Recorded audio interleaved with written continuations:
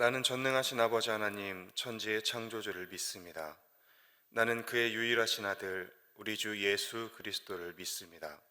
그는 성령으로 잉태되어 동정녀 마리아에게서 나시고 본디오 빌라도에게 고난을 받아 십자가에 못 박혀 죽으시고 장사된 지 사흘 만에 죽은 자 가운데서 다시 살아나셨으며 하늘에 오르시어 전능하신 아버지 하나님 우편에 앉아 계시다가 거기로부터 살아있는 자와 죽은 자를 심판하러 오십니다. 나는 성령을 믿으며 거룩한 공교회와 성도의 교제와 죄를 용서받는 것과 몸의 부활과 영생을 믿습니다. 아멘. 찬송가 374장 찬양드립니다.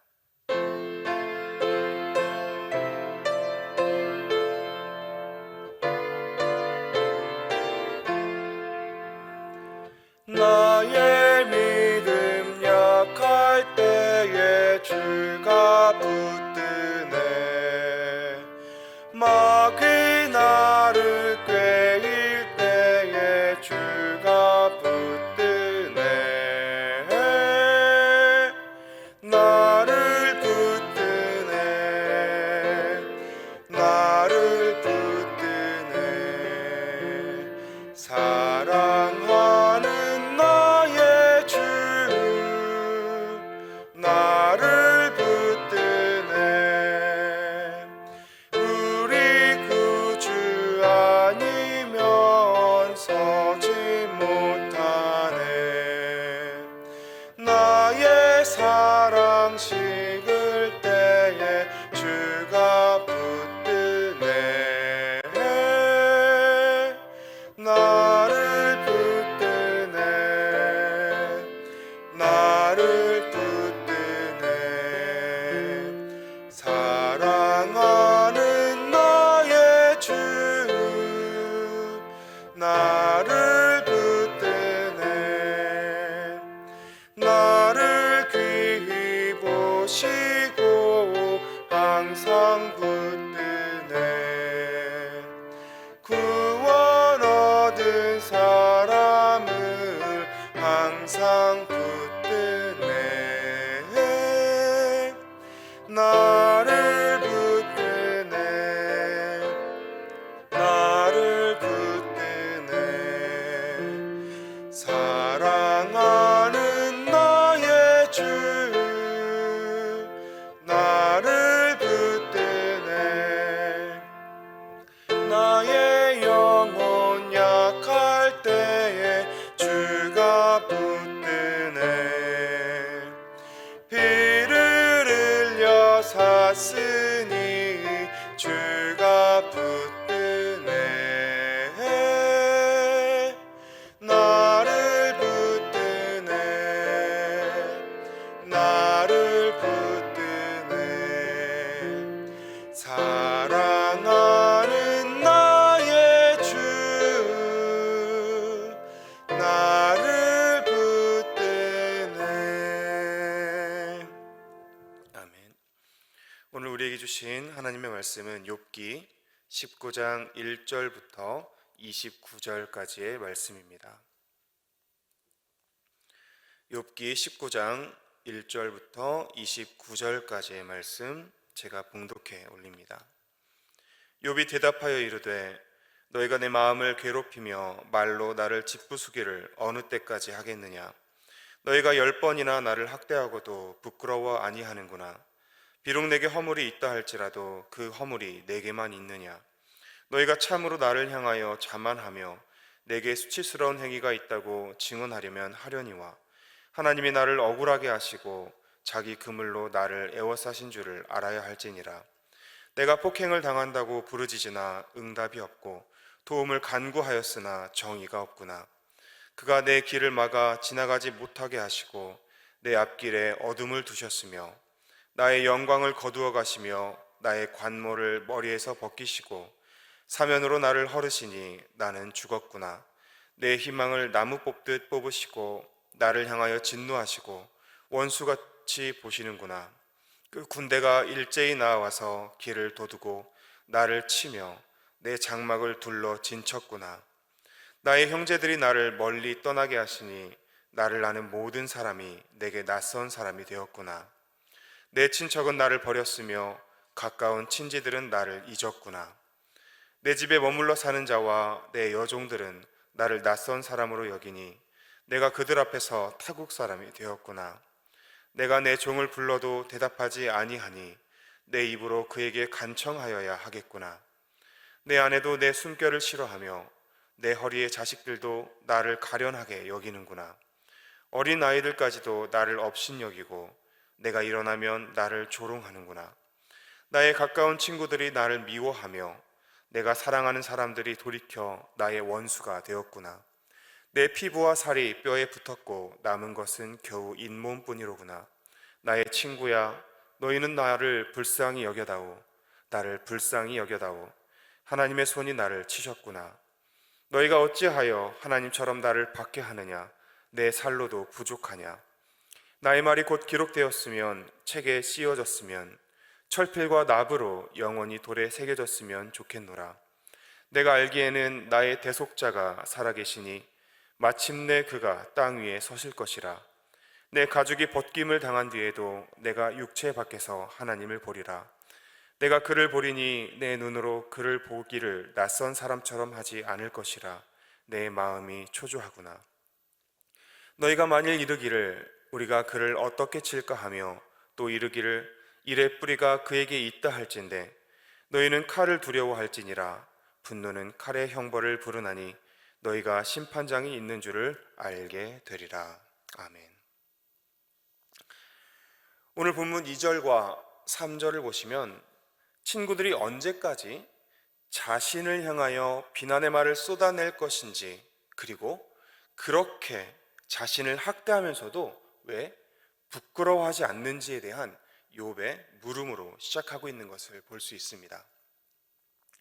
욥은 큰 환난을 당한 자신의 처지를 보고도 위로하고 격려하는 대신에 자기를 죄인으로 규정하고 비난하는 친구들의 태도에 매우 큰 실망감을 드러내고 있습니다. 그런 욥의 말 중에서 3절에 10번이나 학대했다라는 표현을 볼 수 있는데요. 이것은 실제로 욥의 친구들이 지금까지 횟수로 10번 자신을 학대했다라는 그러한 사실을 말하는 것이 아니라 지금까지 여러 번 수차례 비난의 말들로 자신을 힘들게 했다는 것을 강조하는 그러한 말입니다. 다시 말해서 자신의 형편을 이해해 주지 못하고 도대체 언제까지 자신을 절망에 빠뜨리려고 하느냐는 것이죠. 그렇게도 나의 허물을 드러내서 너희들의 말이 옳은지를 증명하고 싶냐고 묻는 말입니다. 하지만 그러면서도 6절에서 자신이 참을 수 없는 고통으로 내몰리는 그 이유를 자신의 죄 때문이 아니라 바로 하나님의 주권으로 말미암음이라는 인식은 결코 흔들림이 없습니다. 하나님이 나를 억울하게 하시고 자기 그물로 나를 애워싸신 줄을 알아야 할지니라. 실제로 욥이 당하고 있는 이 고난 때문에 쏟아내는 탄식에 하나님께서는 욥에게 어떠한 응답도 어떠한 정의도 베풀어 주시지 않았습니다. 특히 이 19장에서는 어려움을 당한 욥의 주위에 있는 가족이나 친척, 친구들, 또 심지어는 종들에게까지도 외면당하며 또한 그들이 자신을 오히려 원수처럼 여기게 되었다는 그러한 큰 아픔을 토해내고 있습니다. 그래서 지금 욥 자신의 처지는 20절과 같이 내 피부와 살이 뼈에 붙었고 남은 것은 겨우 잇몸뿐이라고 말하면서 절망하고 있습니다. 병으로 인해서 왜소해지고 냄새나는 시체와도 같은 이 몸뚱아리 하나밖에는 그에게 그 어떤 것도 남은 것이 없다고 비통한 심경을 토해내고 있는 것이죠. 이제 욥은 고난을 당한 자신을 위로하기는커녕 그들의 사상을 들먹이며 자신을 비난하는 친구에게 목소리 높여서 호소하기에 이릅니다. 21절입니다. 나의 친구야, 너희는 나를 불쌍히 여겨다오. 나를 불쌍히 여겨다오. 욥은 새 친구에게 이러한 처지에 놓인 자기를 불쌍히 여겨서 이제는 자신을 향한 비난을 이제는 제발 멈춰달라고 거듭해서 사정하고 있습니다. 욥은 지금 자기가 당하고 있는 이 고통을 친구들이 이해해 주기를 간절히 바라고 있었지만 오히려 친구들은 욥이 당한 고난을, 그가 느끼고 있는 그 고통을 이해하고 위로하기는커녕 욥이 이러한 고난을 당한 이유를 욥의 죄에서 찾고 계속해서 욥을 비난합니다. 그런데 우리가 여기서 주목할 것은 놀랍게도 욥의 절망이 이처럼 점점 깊어지고 점점 수렁에 빠지는 것처럼 느껴지는 이 순간에 그의 믿음은 더욱 분명하고 뚜렷하게 드러나기 시작했다라는 것입니다. 이어지는 25절과 26절을 보면 내가 알기에는 나의 대속자가 살아계시니, 여기에서 대속자로 번역된 히브리어는 고엘인데요, 이것은 무르다, 구속하다, 이러한 되찾다라는 그러한 의미를 가지고 있는 단어입니다. 즉 가족의 권리인 기업을 보존해야 할 책임을 가진 친족들을 가리키는 말이죠. 계속해서 말씀을 보면 마침내 그 대속자가 땅 위에 서실 것이라. 내 가족이 벗김을 당한 뒤에도 내가 육체 밖에서 하나님을 보리라 라고 이야기합니다. 지금 당장은 이처럼 고통을 당하지만 결국엔 자신의 대속자를 통해, 어딘가에 있을 나의 대속자를 통해 자신의 모든 환난이 물러가고 자신의 삶이 원래대로 회복될 것이라고 믿고 있었습니다. 또한 자기의 살과 뼈가 다 부서져 버렸을 때, 그리고 하나님께서 원하시는 모든 것을 다 이루신 뒤에 자기가 하나님을 보게 될 것이라고 확신했습니다. 그날을 기대했다라는 것이죠. 여러분, 진짜 믿음은 환난을 맞이했을 때 그 빛이 더욱 밝아진다라는 사실을 기억하시기 바랍니다.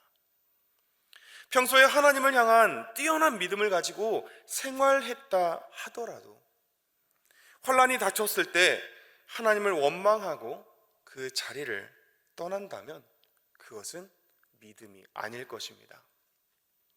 오히려 믿음은 평소에는 어떠한 티가 나지 않더라도 어려움을 만났을 때 하나님 앞에 종용이 엎드려 기도하며 하나님의 인도하심을 기다리는 것입니다.